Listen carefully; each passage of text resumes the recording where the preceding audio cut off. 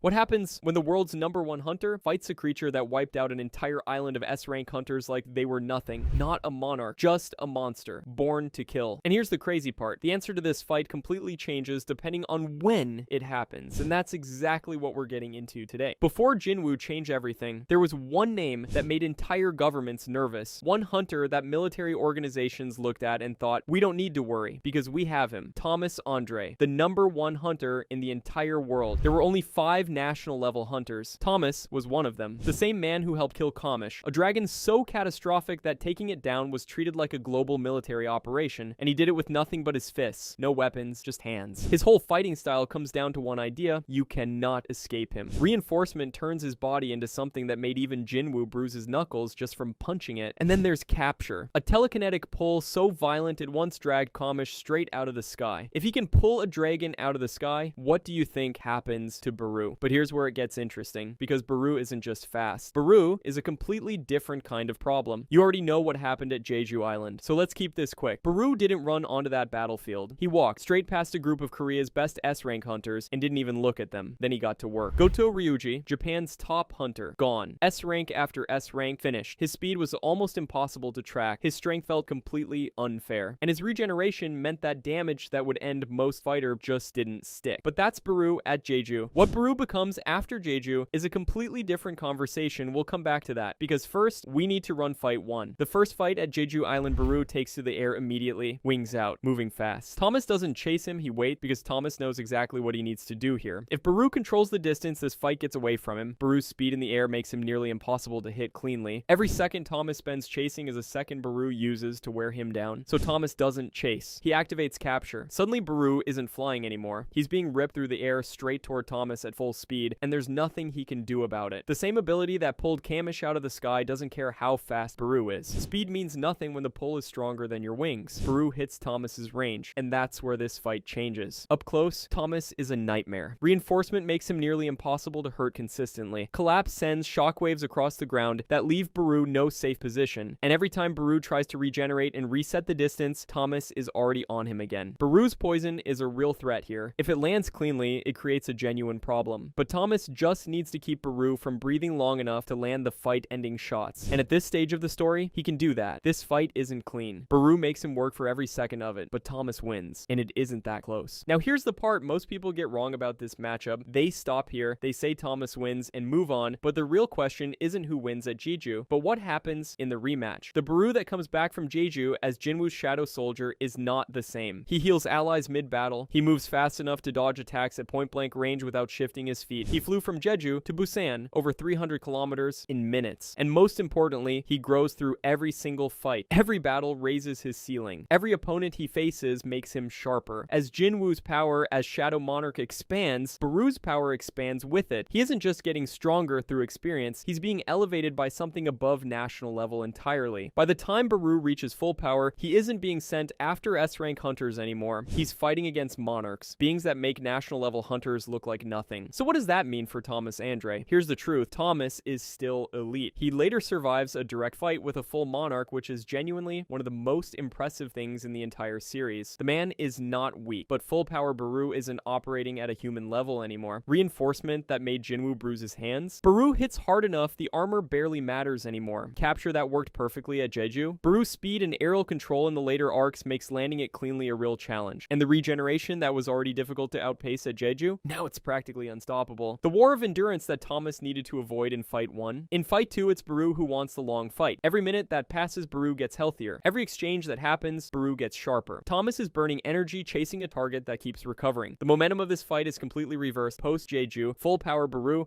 wins, and it isn't close. That's what makes this matchup unlike almost any other debate in solo leveling. It's not about who's stronger, it's not about who has the better ability set, it's about when. Run this fight at Jeju, Thomas Andre is the answer. Run this fight after, and Beru doesn't lose. Thomas Andre is the absolute peak of what a human being can achieve, the ceiling of human potential in a world full of monsters. Beru is what happens when something built to destroy humans gets access to power that was never meant for them. So here's what I want to know. Drop it in the comments. Jeju or after? Which fight are you running and who are you taking?